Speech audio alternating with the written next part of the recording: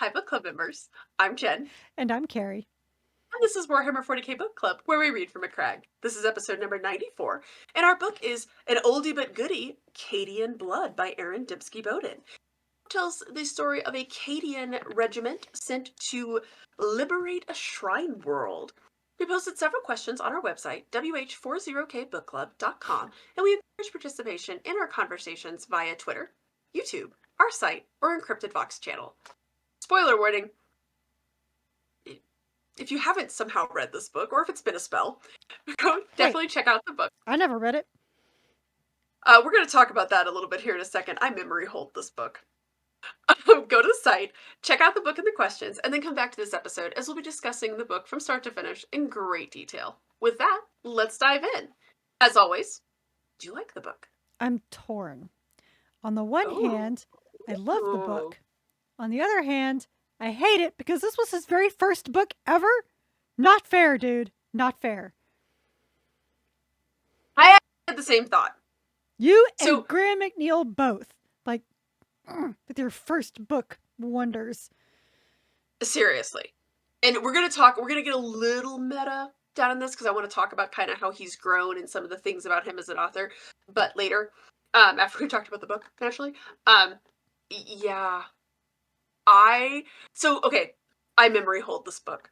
I started reading it, and I was kind of like, there were some conversations where I was like, I'm having deja vu reading this book, but I never read this book. My husband did, I knew, which should have been the tip-off that we both had read the book. Um, it was when he's talking with the Inquisitor, and he's like, "Well, I think that a ship crash landed," and I was like, "Oh my god, the ship crash landed, and the demon takes over the Psyker." We did read this book. I should have known when Typhus showed up because I hate Typhus so much. But I did have that same thought where I was like, ADB. I remember like reading some of his initial work and being like, I like this guy. It's very good. It's not. I was There are. expecting something to be very like raw. You know? Kind of like one of Nick Kime's first books, raw. Not Right, or this. like early Abnet, and I'm gonna even say this. Early Chris Rate, um, which obviously I love. Yes, that's a good one. Early Chris Rate, raw. Yeah, I Good, was kind of expecting good, some, but and raw. there were couple little rough edges here and there Mm. around the corners that he's definitely smoothed out over time. But yeah, I remember getting to the end of this, like getting to the end of this book right now, and just being like, "Damn, dude." So I kind of feel you on that one. It's a little criminally unfair, dude. Yeah. Yeah, and listening to him be like, "Oh, I'm a little bit embarrassed about it." It's like, I'm Oh, sure you are. shut up. Well, like, I'm sure you are because nobody's ever happy with the work that they create, right? Like, No, everyone's but always like, it could have been at better. the same time, but there are some authors out there that would love for, their 10th book to be as well written as this. Seriously. Like, yes, I was very. And then I felt really horribly guilty because as soon as I got to that scene, I was like, what did I forget about this book? How did I memory hold this book? Because it's Because old. it is, you know what, it could be. Um, my husband, totally, as soon as I got to that, I was like, we did read this book. It's the one where the ship crashes onto the planet, and he's like, yeah, I know. And Typhus is there, and that demon pops out. I'm a terrible person and a bad ADB fan. I'm so sorry. We've read a lot of books since then. We have read a lot of books, and I've read a lot of ADB books. He's my favorite author still. So I will. We'll talk more about that in a second. What part stood out to you? Oh my God, what didn't? Honestly, so Derek is my favorite character. Hands down. I really liked Derek. I mean, just for the fact that they, when they're discussing how they found these journals and they found the Inquisitor's, posthumous journal and how this sucks and everything. And I find one of his, and all it says is, I hate this planet. That was my favorite because I was like, because it even says it's like he summed it up perfectly. Mm-hmm. I hate this planet. And this whole thing with Thade, like, where he's like, shut up, Derek, shutting up, sir. And then he just keeps on talking. I thought I told you to shut up. Yep, shutting up now, sir. Just all of that. Just, The banter, I would actually say that as a part. It's hard to say as a part that stood out to me, but like a thing about the book, the the banter banter. between the characters is so natural. All the Cadians, like you can, it feels like these are people who have been fighting together a very long time, and they genuinely do like each other on some level, or at least respect each other as warriors. Of course, it's mostly Derek's banter. Like the very first time where he's like, I need some help here. Like we're about to all get killed. And like, okay, yes, we're going to send a strike. And then he's immediately goes back into making fun of everybody again. Like the guy who had his shoulder shot at and he misses somebody. He's like, "Are you sure you have violet eyes? You made the shot." And they tell him like, "Hey, we're almost there. 5 more minutes." He's like, "Cool. I was just getting comfortable." You know, I really really enjoyed that, especially because It was good comedic relief. this book to me had a very Full Metal Jacket vibe to me. And I don't mean like the first part of the movie. I mean like the part maybe when they're in Vietnam. It is just a day at battle and it sucks and you don't know if you're coming back out, but you have to somehow survive and move on. So I really, really enjoyed that. It's like to the point, honestly, at the very end, after Jevrian killed the commissar that I did not see coming. We're going to talk a lot about that in a bit. I was totally imagining them walking out with the fires behind them, marching, chanting to the Mickey Mouse Club theme song, just like they did in the movie. Because that was the kind of eerie feeling I felt at the end of the book. Very gallows humor. Actually, the eerie feeling that I had at the end of the book was I was so happy that they, the reclamation forces show up, they find them, they're a little worse for the wear, but and then it says they get to go back to Cadia. And I sat there and I was like, oh man, all of these people are probably dead. Most likely, yeah. Either fighting in the 13th Crusade, like leading up to parry this moment, or dying in that moment, or God knows what unknown battle, right? Even if they get off Cadia, they're probably dead. That made me very sad all of a sudden because I was like, dude, as you said, like, you guys survived all of this. You survived to this point, and it just goes on. Mm-hmm. Just another day, another glorious day in the Corps. That made me super sad too. And obviously, Rax. Did Rax not stand out? Yeah, especially the fact that I wrote it down, the litany Yes! of protection Yes! etched in the teeth. Like, that's amazing. I was just about to say that. That was my particular favorite when he was like, ooh, etched on all of his teeth. Isn't that great? And the Psyker's like, really? Like, okay, cool story. I'm here to talk about the Emperor's Tarot. I don't really... and then obviously all of the parts with the Raven Guard. I absolutely loved. I loved their characterization. I love when they first meet and he comes in and he looks at Colonel Lockwood and he's like, yeah, Kazar, I can't remember which Kazar he was at, but he says it right, and then he's just like, this is your rank, this is your name, and Lockwood's like, oh. And then when he says, he's just like, oh, yeah, like, victory or death, and not bad. Like, it's this nice little bonding moment between the two of them. I absolutely, when he even says, like, good memory. And then the Raven Guard Psyker, too. I liked how human Very he was. very human he was with to the Psyker. Like he wasn't very standoff. He didn't talk down to him. He was just like, "Yes, let's chat. This is cool. Let's talk." This is like totally normal. Like for a random human to just reach out to a space marine." And honestly, the other thing that stood out to me was in that first meeting with the Lord General. And he's all like, "Yes, I have this room." And the Inquisitor's like, "And I'm bored. You talk." Loved that. I actually really liked the Inquisitor in general.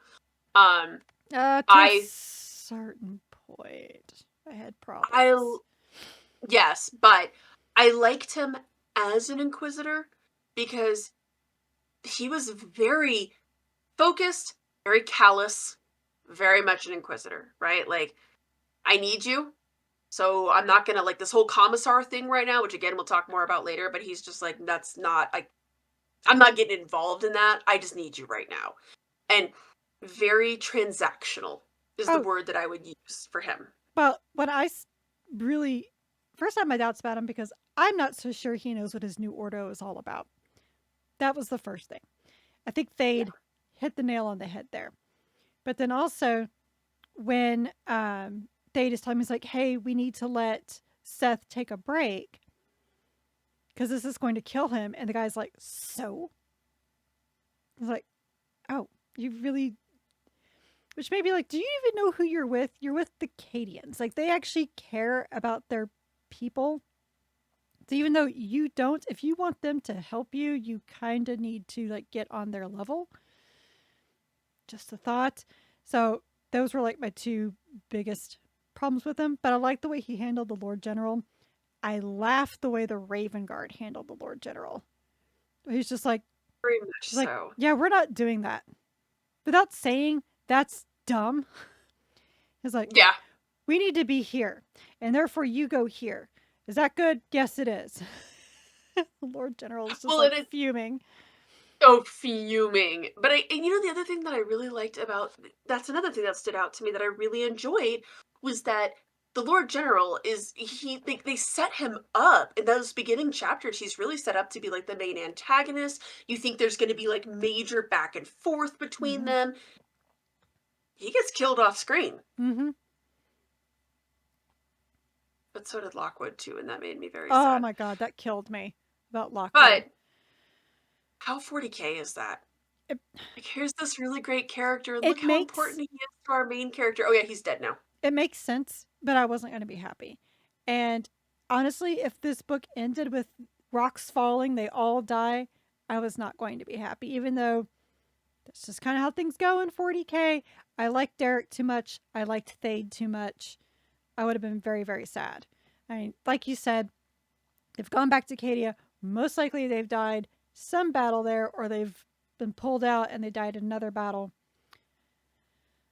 So, but at least they lived through the book. Right? Yeah, I loved Thade. So let's bridge into this. Do you like Captain Thade, and is he a good commander? Yes, and I yes. Yes and yes. I loved him as a character. He knew when to push, Mm-hmm. when to stand his ground, and when to okay, we got to play nice here. I'm gonna have to grin it. Like the whole commissar thing, right? He's like, great. I Yep. have to have a commissar now. I can't argue this. And I when am Lockwood's still like, this is such an insult. Like, I'll get him transferred out of here soon. He's like, just let it go. I know it's an insult, but let's just play along for now. Like, well, and I really liked my favorite scene for him that I would point to as like the best part of his character. It's later in the book when he grabs the Inquisitor and he's like, "Look, what are we looking for? mm-hmm. I don't have to tell you any of that." And he's like, "Here's the thing. He's look at these people. We are dead men walking. You have to give us something. You cannot just lead us like we're Cadians." And the thing about the Cadians, which is so interesting within the world, is that the average Cadian probably has around inquisitorial knowledge of chaos just because of where they are. Like, not only do they recognize it's the Okay. Death Guard, they So say it's the 14th Legion. that was my first thing. When they said it's Death Guard 14th Legion, I was like, how the hell do you know that? Because they've been to their planet. Like, the Cadians just being right there have so much knowledge, like so much more than the average bear, right? And because they need to know it. And look, the Cadians they're not quite the Death Corps of Krieg, but like look, our whole purpose in life is to die for the Emperor. So tell us what we need to know because we're probably gonna die anyways. And I Mm-hmm. really loved when he's like, here's the thing. You need to tell us what you're looking for, or I'm just gonna throw my men in one last desperate charge because that's the way that we all want to go out, rather than starving to death here or going on a wild goose chase. Right. And I loved that. And that was the other scene, as you mentioned, is when the Inquisitor's kind of like, ew, we think maybe the ship, like, we think the ship crashed here. Oh, so you don't even know. This is the second book I read with the Order of Sepulturum, and I think both of them, they're kind of like, This stuff's weird. We're not sure what we do, but we're here. We hunt disease people! And we're proud of it? Basically. But, like, I loved that as his character, that he's willing to go over to an Inquisitor and be like, look, here's the thing. We're Cadians. And at the same time, it's like, he knew he had nothing to lose. He had nothing to lose. Not Totally. only that, but he's like, the Commissar is going to kill us all when we get back anyway. So we've got that death sentence, and you need me. So what are you going to do? You going to shoot me for asking? Right. Like, it's a bold move, Cotton. See how it plays out for him. And it did. Because I think even the Inquisitor at that moment is like, yeah, okay, you got me between a rock and a hard place here. Now I get to tell you more than you need to know. But again, that whole idea that the Cadians are like, oh yeah, we've met these dicks before. God, the Death Guard. Can I just mention again how much I hate Typhus? Like, he's neck and neck with Erebus. I'm kind of with, well, they're best buddies. You know, the whole thing with Typhus, it's like, Terminus Est is not exactly your ship, dude, but okay, so, all right, fine. Maybe you're kind of growing into the seat. Maybe. Ugh. He is Jan Brady. Like, Typhus is 100% Jan Brady. Just, Mortarion. Yeah. Like, so I actually had a thought, though, about, his friendship with Erebus. So I was reading this, and I was just like, that's not your ship. And the more to think about it, I was like, well, who, like, his best friend, actually, was Luther. And then it hit me. It's like, the three of them both pander to their Primarch, but are yet not pleased to have the Primarch, but all in different ways. Very much. They all have a different bitterness. Yeah. Typhus he's Jan Brady. He is the forever the bridesmaid, never the bride. I introduced you to the Dark Lords, but now they want you and not me. Because you're not a Primarch, dumbass. Exactly. You're not a Primarch. I feel in some ways, I feel bad for him, because I'm like, you dumb idiot. You don't see this? You dumb bastard. It's not a scooter. Exactly. It's not your ship. But I do want everyone to know that whenever I read his title, The Traveler, I cannot not read it in the 1984, of course, Ghostbusters, The Traveler. That's all I thought, too. It's like, oh my god, are you Gozer? Ghost of the Ghostarian, The Traveler. Yep, every time I see that, it's a great title. To be clear, it is a great... I actually prefer The Traveler over The Herald. The Traveler is wonderful. Actually, they kept saying Herald. I was like, Evandraste? Oh, yes. Right. The Herald. No, the Herald had her arm cut off. She's hanging out somewhere. Getting ready to go to Teventer. She would not approve of this disease spreading. No. Leliana might, though. Let's be real. It is... Yeah, oh my god. That was the only thing that was hard about this book. As soon as he showed up, I was like... Actually, when he showed up, I was like, well, shit. Like, literally. Y'all are screwed now. I mean, just... Oh, I thought of you. Because he has plot armor. So, like, I know they don't defeat him, so... Like, when they blow up the Terminus Est, I was like, no, you didn't. Yeah, no, you didn't. It's merely wounded. It's but a flesh wound. Exactly. Yeah.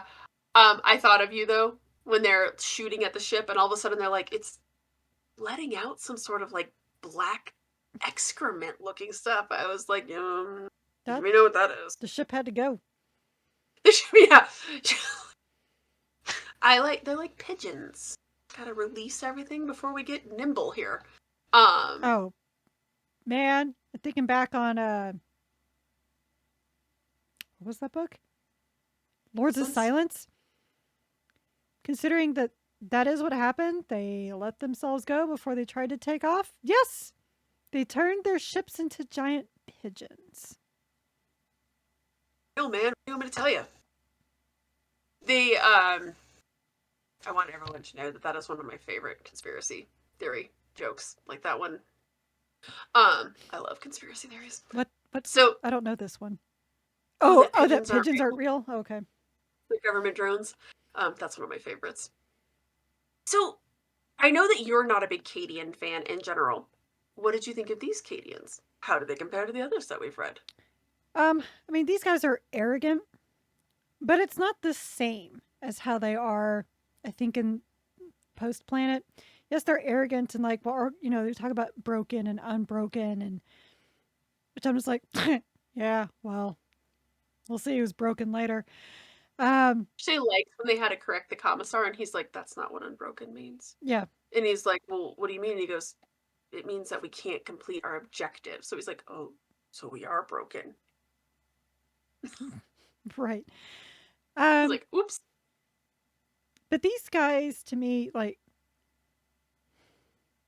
I understood where they were from, where they were coming from, because especially with like, they're looking at the Lord General, like he has more, what they say, he has more gold on his decorated on his uniform Rings, yeah. than they'd ever see in their entire lifetime to feed their families.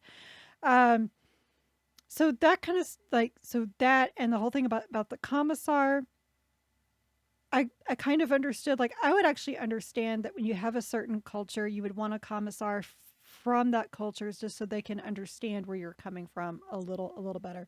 I would totally understand that. To me, the problem that I get with the Cadians was in the steel tread book because they made just these assumptions about someone. Mm-hmm. They didn't even give him a chance. These guys at least gave chances. They gave the commissar a chance. They, would try to give the Lord General a chance. You know, uh, so yes, I understand. I Like they think got their also arrogance.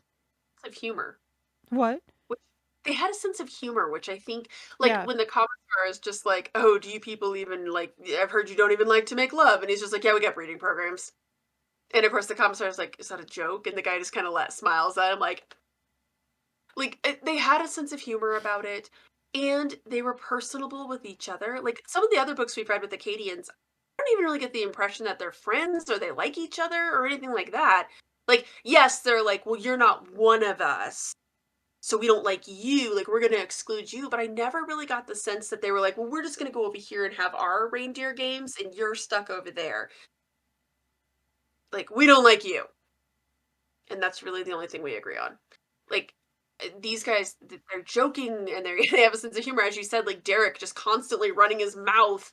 Like they felt more human. They felt like Mm-hmm. more Canadians, and maybe that's because you're right. Maybe it's because they still have a planet to go home to. Well, like even the Kazarkin. Awkward. The Kazarkin, they weren't pleased to have this commissar with them that was, untested, who was obviously, from the Lord Admiral's stock, and but they gave him a chance. They did. So that I think that's really where my thing with the Cadians comes through is just how they acted in Steel Tread just really soured me because they were being prejudiced against someone that you're not one of us. You don't understand us. They didn't even like try. At least No. even in this book, that 14-year-old boy, who was explaining like what broken means and what dead man's hand and all that. One thing I loved about all that is that he's teaching the commissar all this stuff, and then when the commissar pulls his gun out in Thade, 14-year-old boy pulls his gun on the commissar. I love that. It's like we, welcomed you and we're kind to you, but you turn on us. Is this really the smart thing to do? Like, do you really, when you know a captain is so beloved by the entire regiment, whether they're Cadian or not, is it really a good idea to pull your gun on them in front of everybody? Well, I mean, and that's one of the Again, things about the bold move, commissar. Cotton. Right. Well, it's one of the things that I really liked about the commissar, and I actually really loved his character because I think he embodied perfectly that difficult line that commissars have to walk, right? He comes in, he's a little congenial, he gets a nice repertoire going with Thade. He's acting like Mm-hmm. he's very friendly with him, right? Because he is. He's like, "Look, from what I'm seeing, everything looks to be okay." Right? So we're friends. I'm learning your customs. I like the Cadians. I'm interested. I want to know more about you. But the second that Thade says something, which is very technically straight up blasphemy, It's not just that it's mildly blasphemous. He doubles down on it. Like, he makes the mildly blasphemous statement, right? Of, I don't care about the orders we were given to save these shrines. Sorry, what did you just say? Yeah, no, I don't care. I'm not losing my men to save shrines. What? And then I he triples down on it when he's like, I am not sacrificing humans to save shrines so that some ecclesiarch can be happy that it costs less. That is very heretical, blasphemous talk. So yes, the commissar just I turns like love that. that. It's I like, love that speech though. oh, I did too. I like as Team Fade, I loved it, but I 100% understood when that commissar pulled his gun out and is like, "This is my duty." And yes, they get into that standoff where everyone has a gun pulled on him. See, Oh man. and that's where I can't stand the black or white mentality, even though I know that's very 40k. Like with that's one reason why I don't like the ecclesiarchy in 40k. I don't like many of the commissars. I like Caiaphas Cain, and not just because he's funny, but because he gets the gray. Hmm. You know, and Well, and that's Severina all the Rain was the same thing. She gets the gray. Victor Hart, yeah, they all do. They all understand that, which he. But we've seen commissars. Like, how many books have we read with commissars that very much did not see the gray? Because that's kind of a dangerous. And I Oh, also got the they are impression. totally that space book says this bad. I'm going to pull a gun on you now. Totally, You know, totally, like what you said. And I honestly think when everybody pulled the gun on him, he's like, I did not expect this. no, I'm the commissar. Like everyone's supposed to like rally behind me. It's like, yes, you're the commissar, but you're still not the leading officer here. That's the thing about the commissars is that you're not. You are and aren't. Because Exactly. very technically, you're not, but then you have authority over everybody else for that kind of stuff. Hmm. It's such a it is a fascinating position, and I love the concept of it entirely, right? And yes, you do have like for so long he looked like he was perfectly balancing that razor's edge of, I'm the disciplinarian here, but I also want to like you people, and I need you to like me because I don't want to accidentally, and this is just a random wild example, catch a knife in the side of the head because you guys decide you don't like me. Um, I don't even know where I came up with that example. That's what happens in the book, you see. I loved that though for him too. I love that the Cadians, again, yes, they pull a gun on him because he's like, first off, we're Cadians. We don't really need commissars. It's really cute that the general thought we did, but this is not really something that we need per se. And there was Which, a little bit of which also, that in itself is a little arrogant. oh, Like I understand you might very want a much so. Cadian commissar because it, like again, like I said, it understands your culture. Hmm. But to think that you guys are so good you don't need a commissar, that's a little much. Everybody Well, has and it commissars. also, but the other thing that's interesting about that is, why did they need a commissar? Because they had a sanctioned psyker. None of them liked Seth per se because Does he is anybody still, like psychers? no, because they are still very, very dangerous. You were walking around with a person, like, everybody kind of has a door that's cracked a little bit into the warp. This person's door is wide open and they're like shining lights, right? Mm-hmm. Calling, we're in here. It's one of those things that I understand, but I did like that at least they were like, no, he's Cadian. I mean, he's still one of us. And we do use him and we do need him. And like what you were saying with Thade, when Thade is like, we can't lose him. And the Inquisitor's like, yeah, you can. Yes, because you're not going to be fighting with our regiment in 3 months and potentially need the Psyker Mm-hmm. and his talent. I was so sad. I, I kind of suspected that he was going to get possessed by a demon, I but wasn't it sure. made. I had like three things were going to happen. He's going to get possessed by a demon. He was going to like push too far and go explodey, or he was going to turn against all of them. Right. Because they kind of telegraph, like the explodey part I totally get, like when he's shooting the lightning and they're like, knock him out, you gotta calm down. Mm-hmm. Calm down. Again, rude, but still very much, no, no, he's one of us.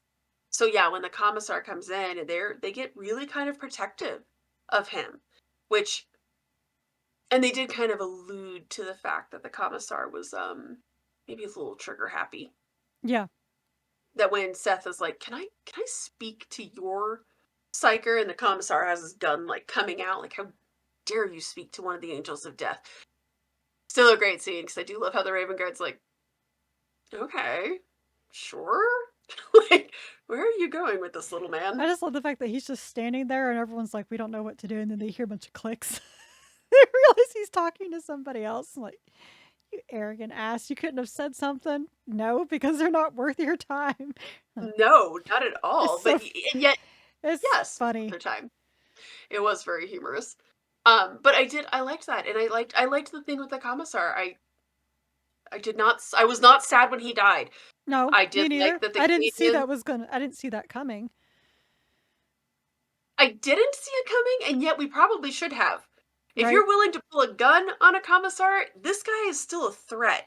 Now that the Yeah, Inquisitor is but dead, not that guy.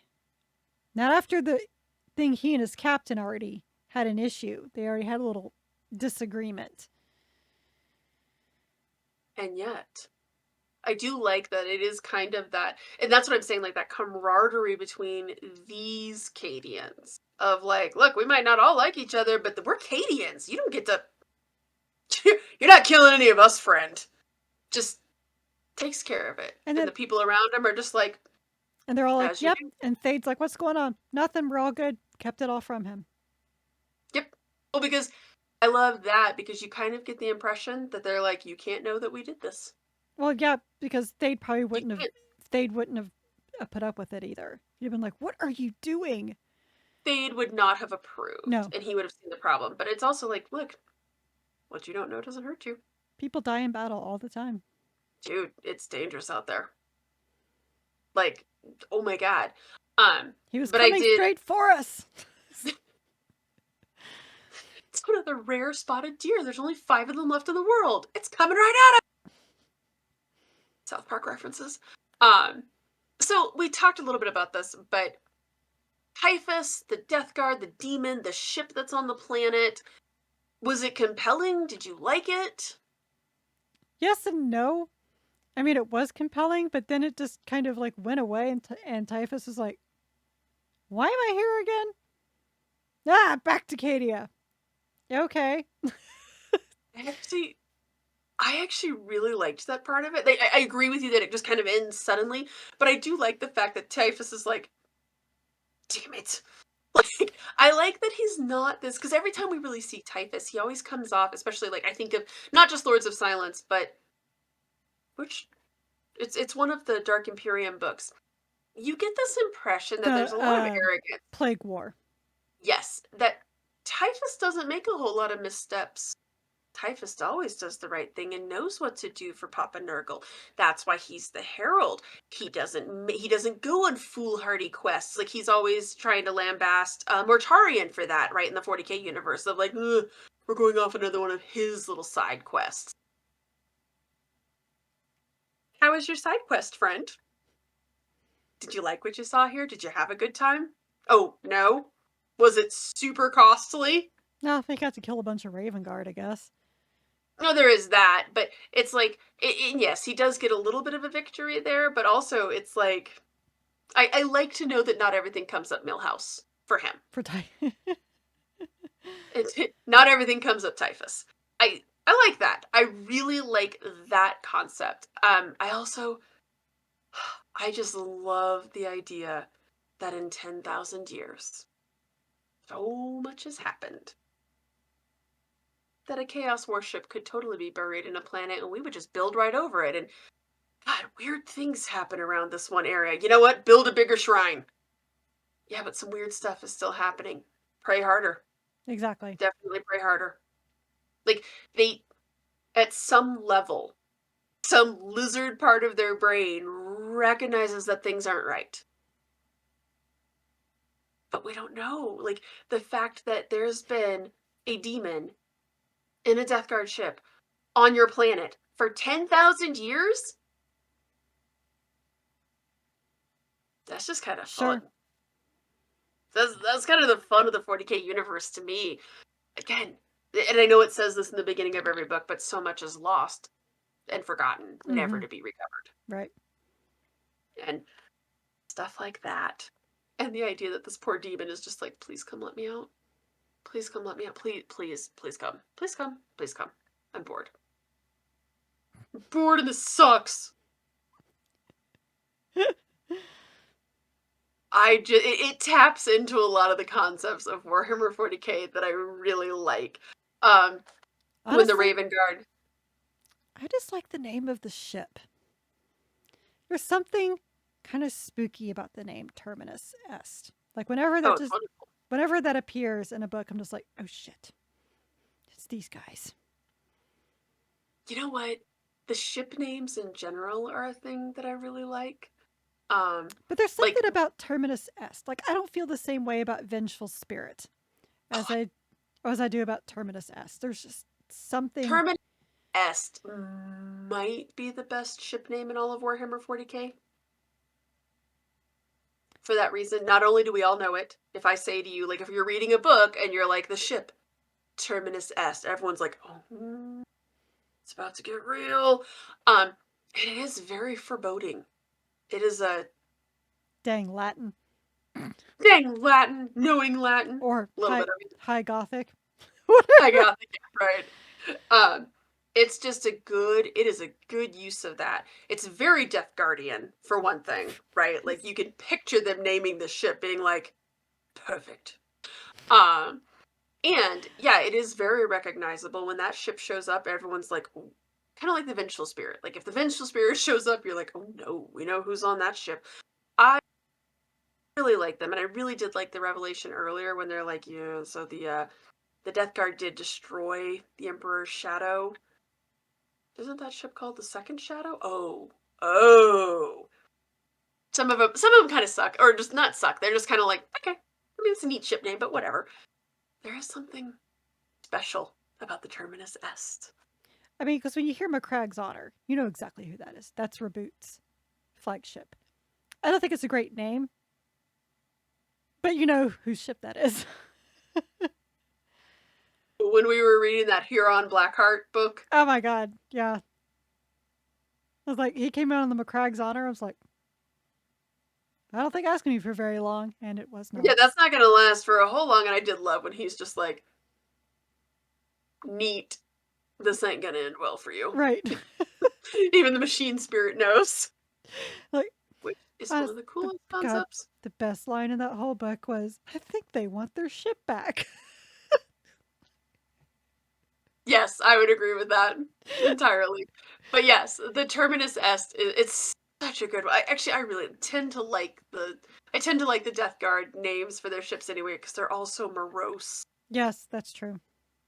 Like, there is just no joy in the Death Guard whatsoever. Which is funny because only their god actually loves people. Right? And his minion, like his demon minions, are happy as hell. Mm-hmm. The Nurglings are living their best life, like the orcs. But their followers, miserable and dreadful and unhappy. But then also, like, sad that you're not also miserable and unhappy, because this is the best life. They're only happy when it rains, I guess. Maybe. Right? But as much as I hate Typhus, oh god, I hate him so much. Again, it's like, whoa, this is not some small guy. And I did like, I mean, you're right that the plot armor is there, but they didn't necessarily have to Deus Ex Machina it, where they're like, Oh, oh, no. and then suddenly Papa Nurgle shows up. No, he's just like, screw this, I'm going home. This isn't fun anymore. Screw you guys, I'm going home. I'm going home. It's exactly basically what he does, right? Because again, you get the impression too that Typhus doesn't suffer a ton of failures and setbacks like this. Like, I think he expected to show up, kill some Raven Guard, kill their ships, destroy the planet, take what he came to get, and you get nothing.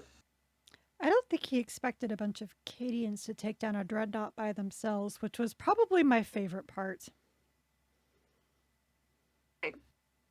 Such mixed feelings on that scene.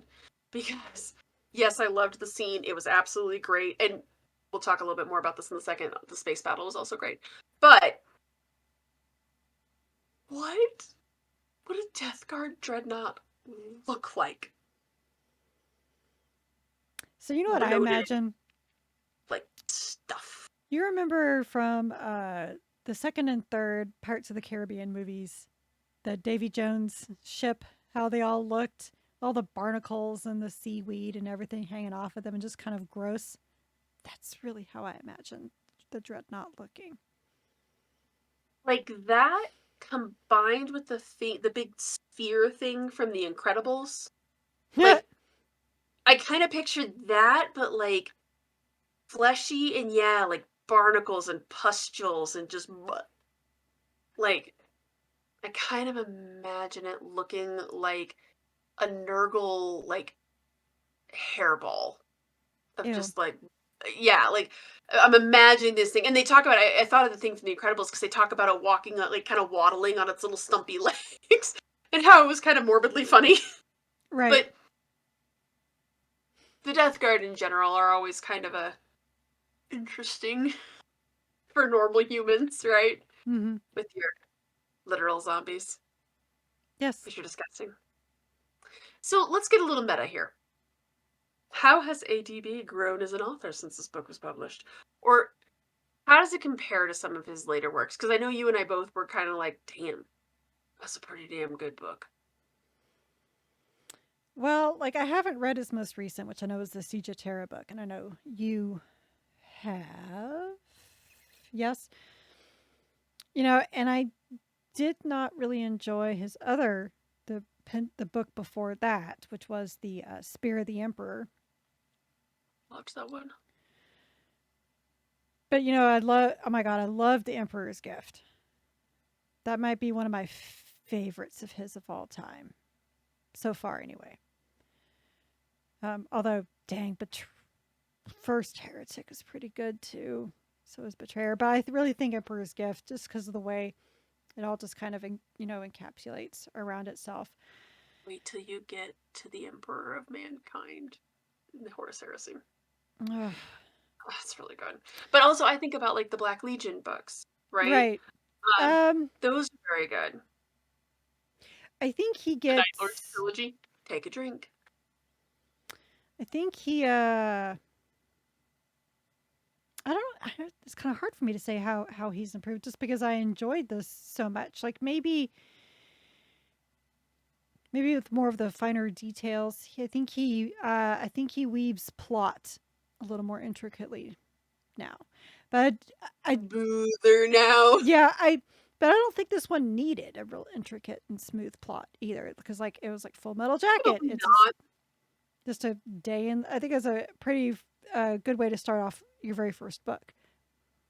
A day in the life I would of agree with that. Cadians. I would agree with that. I think the thing that shocked me is that first off, so if you do pick up this limited edition, if you haven't read the author's forward, I highly recommend doing it. It was very interesting to listen to like the self edits that he made. Um, there was one thing he mentions is how he's really kind of pleased with how the space battle turned out. ADB is one of my favorite people for space battles. I think he writes them so well. See the Night Lord's trilogy. Take another drink. Um, he does such a good job with space combat, and this one is good. It reminds me of one of my favorite quotes of all time from the History of the World Part One. Nice, nice, not thrilling, but nice. That's kind of how I felt about this one. It was a good space battle. It really was. But that was the only part where I was like, having read some of your other stuff, not your strongest space battle. Um, the biggest complaint I had about this book was, did you notice that everyone grinned constantly? Lots of grinning, lots of grinning. That's the only facial expression people really had, or there was a couple frowns, but lots of grinning. I guess. I Like guess I really didn't pick up on that though. lot of lot of grinning, lot of repeated use of words like that. If that's the worst criticism that you can level at somebody, the biggest thing, and I'm curious on your opinion on this, we've read a lot of authors who've written a lot of books, right? And not just in the Warhammer 40k universe, outside of it as well. Like I'm thinking specifically of like Stephen King, um, or Dean Koontz, or any of those. John Grisham is another really good example of this. Tom Clancy's another good example of this. Um, I personally think that Dan Abnett kind of falls into this category as well, as does Guy Haley a bit, where they have archetypes, right? And as you're reading the book, a character is introduced and you're like, oh, that's this character again.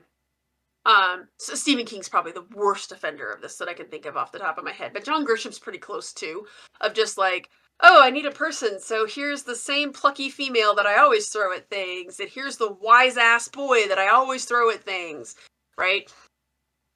I don't get that feeling from ADB. Chris Reid is another one that I don't really get that feeling from either, Mm-mm.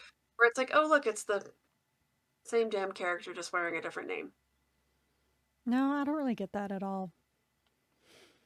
And I felt as though, especially reading this book, Oh my I mean, god. I obviously, mean, Abnett does. Holy crap. There's always somebody in the books who's just smarter than everybody else in the room. It knows everything. I'm a little smug about it. Yeah. The same buxom redhead in almost every book, right? No, not buxom. Voluptuous. Oh, sorry, curvaceous, voluptuous. I forgot the number of times he used that word for poor Kara. Um, he always has typically the silent badass character that shows up, right? He has two versions of him. The person you don't assume is a badass, and then the I present as a badass and I am, right? Yes, I'm talking about Harlan Nale, and he shows up in a lot of books. Um, Versions of Harlan too. What? Harlan nailed? Nah. I mean, like He's so again, understated. he's so understated. I mean, he modeled him off of Stone Cold Steve Austin. Like, there's not a lot of subtlety there. what did what did Stone Cold used to say? Like, and that's the truth because I said it or something like that. Because Stone Cold says so. That's what it was. I was into wrestling in the 90s and the early aughts, anyways. Um, they I don't get that impression from ADB. And I was kind of excited, like, when I was reading this book, when he was like, oh, this is my first published book. I was like, ooh, maybe we're going to get to see some of that. And not really. I know a lot of people accuse him of doing a lot of author inserts, specifically with the Skander Kane. Um, and I do think sometimes he does kind of talk through some of his Man, characters, I but never would have picked a Skander Kane as an author insert. I think Damon Pratanus is probably more of an author insert. But one of the reasons I think people That's think because he's a that goddamn perpetual. Anyway. we cross ourselves when the perpetuals are mentioned, Mm. so that they don't show up in more books. I want everyone to know. That's actually a really good tradition. We need to invoke that. I want everyone to know that that is my biggest fear for the Warhammer 40k, like the Black Library universe. It is my biggest fear is that a perpetual is going to show up in one of these books. And at that point, this podcast might be over. Because I can't. I won't. Thank you. Very strong I'm opinions on that. hoping that they die with the end of Siege of Terra. That is the only thing that will make part one of the Siege of Terror of the End and the Death being 663 pages. That'll be the only thing that'll make it worthwhile because you know goddamn well the next book will be at least 500. If there is like that is the only. I'm willing to bet already that a third of this book is about Euphrates Keeler and John Grammaticus. Anyways, if there's like a giant section where all of the perpetuals just get kilt, permakilt, then I'll be like 10 out of 10 book of the year. Now we're I gonna. don't care if Karen resurrects from the dead to come back and be like, ha, ha, I really did steal the kids. I will still think it's the book of the year because all the perpetuals are dead. I expect Guy Haley to do that. He likes killing things off. He likes cutting What the happened to the chaff. perpetuals? They got devoured. Oh, that would be amazing. I'd read that book. They all escape on a ship and they run into the Nids. And the Nids are like, sup? And then And then the Nids now understand about old Terra, and then the Nids absorb some of that perpetually-ness. Well, that'd be terrifying. And then, anyways, it would explain a lot about the Nids. I'm just saying. I'm just throwing that out there. But I think the reason that people say Iskander Kane is an author insert is because a lot of Iskander Kane's thoughts occasionally do feel a little meta, right? Like it does kind of feel like it's ADB putting some of his perspective on it. I'm here for it. I love it. So I'm not saying it's a bad thing. I love don't it. see it. That's just me. I can see it, but I'm also like, and I love it. But yeah, I didn't feel like there was an author insert. I didn't feel as though there was a character that we've seen 6 other times where I'm like, oh, this is where he started, isn't it? Nope. Yeah. Felt just as fresh. In this book, also to your point, because it's so well written, it didn't feel dated. Like we have gone back and read some older books where we're like, tell this was a product of like 6 or 7 years ago. Well, like War of the Fang. Yes. I would say War of the Fang, definitely. Chris Wright's still a little green in there. My biggest complaint, and I made it like 50-something minutes into this podcast to mention this, is of course where he talks about how he removed the romance from the book. And I'm like, I understand why you did it. I understand that. I appreciate, with all due respect, disagree. And it's because I'm kind of a sucker for ADB's romances. They're always very subtle, but they're always very sweet. I understand. And obviously this is your work, so you do what you want, sir, but Jen is disappointed. When he was like, I mean, I guess if you want a kiss at the end of the world, yes, actually I do. Thank you. Thank you for asking. I wish you wouldn't have told me that. I read that part and was like, oh, can I unread that? Dang. I read that and as intro, I was like, and Jen's pissed. Jen's a little grumpy, yeah. Obviously, it's still a great book. I am a big what if person though. Like there are some things that you read where like with movies where like a miscasting, right? Where like, well, we were gonna put this person as this, but then we went with this other person, and you're like, that first choice would have been horrendous. Thank God you went with the other choice. Like when you find out that who they originally wanted for Indiana Jones was Tom Selleck. And look, Love why did Tom they want Selleck, Tom Selleck? Tom Selleck was the bomb at the time. but he I don't accepted understand. a new job at a little TV show called Magnum PI and couldn't do it. Probably a better Yep.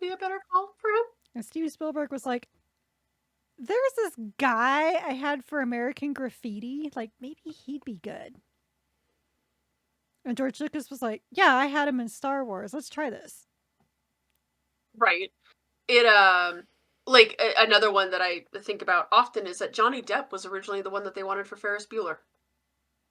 Oh, that would have been terrible. I didn't know that one. It would not have been good. And Oh, here's another one. I don't know if you knew about this one. In Ghostbusters, did you know that it was not going to be Rick Moranis? It was originally supposed to be John Candy. that makes a lot of sense, and that would not have worked as well. Mm-mm. At all. No. Like I knew the other one that I'm like, what were they thinking? Was, and this is a bad 90s reference, but Pretty Woman, they originally wanted Molly Ringwald to play Vivian. No. No, I don't even not at all. It would I have don't been even like that movie, but no. no, it would have been a wholly different movie. The only other one I'll throw out that I know is I think Russell Crowe they had originally looked at for Aragorn, which I would have liked better because I don't understand Viggo Mortensen. Somebody please explain Viggo Mortensen to me. I Have remember you being in the seen theater. his chiseled face? It's perfect. That's the part I don't understand. When he first revealed himself in The Lord of the Rings, when we were in the theater, I remember girls going, oh! And I was like, ew, that? I have strange taste in men, I admit this, but that was, I don't get it. People are always like, ooh. Do not understand. Anyways, point being, a lot of times I do kind of like, oh, what would that have been like? Like, what would Molly Ringwald have been like in Pretty Woman? That would have been like a totally different thing. I think the romance would have changed the general tenor and tone Oh yeah. of this book and probably added a distraction, if anything. Because one of the best selling points about this book that I would say is that it's very lean. This is a lean book. Oh yeah. It Start is. start to finish. Yes. That actually may Which, be what I like most about it compared to certain other authors. Want to hold up that book again? Um, no, it hurts my wrist to lift it. sorry. Like, get to the point. It's a mic prop right now. Yeah, pretty much wrap it up. Charles Dickens, wrap it up. Yeah. I Are you getting paid by the word?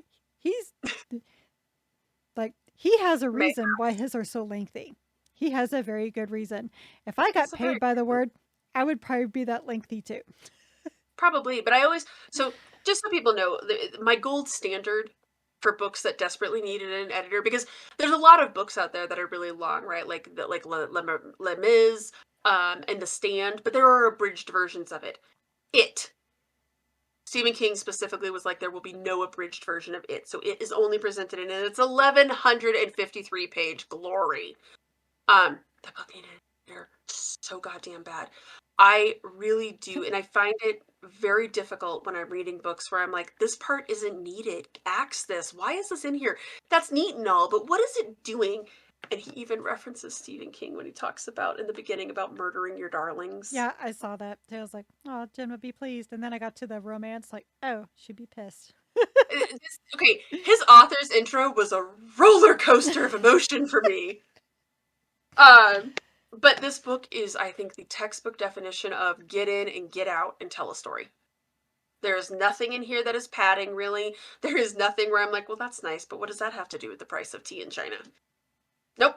Everything has a purpose. Everything flows into one another. All the character interactions later on, you're like, oh, that was kind of important to know.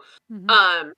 It makes you a little sad when the commissar, you're like, oh, you did so well, like 30 pages ago. You were doing great. Yeah. Right? When So he kills him, close. So you were close. so close to greatness. Um, yeah, I hate that this was his first book because damn, that's a pretty good first step in the door, I would say. Wish my stuff would be this good. Seriously.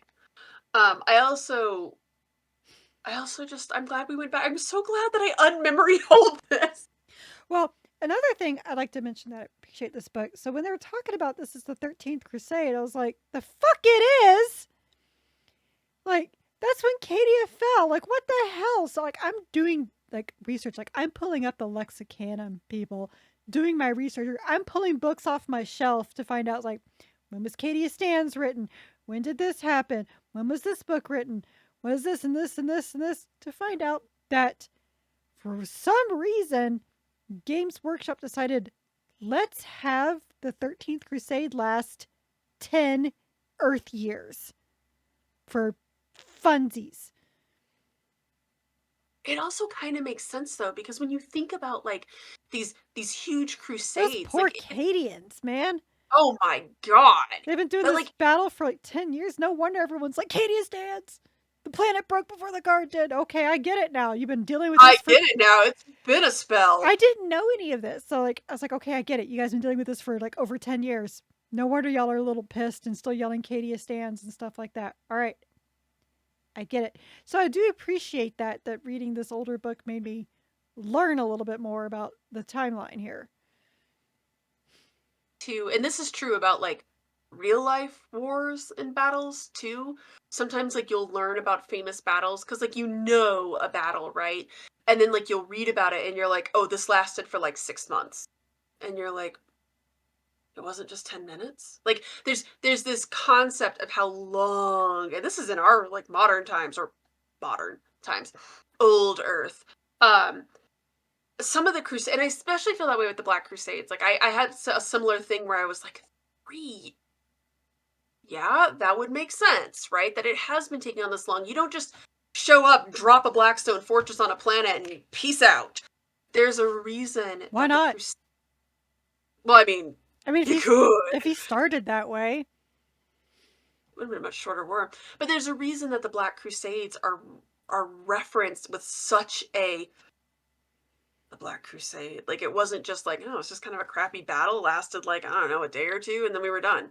well, just because you These are kept talking about, Failbadon and everything else, I was like, well, maybe these crusades only lasted like a month or so. no, I mean, they're still big.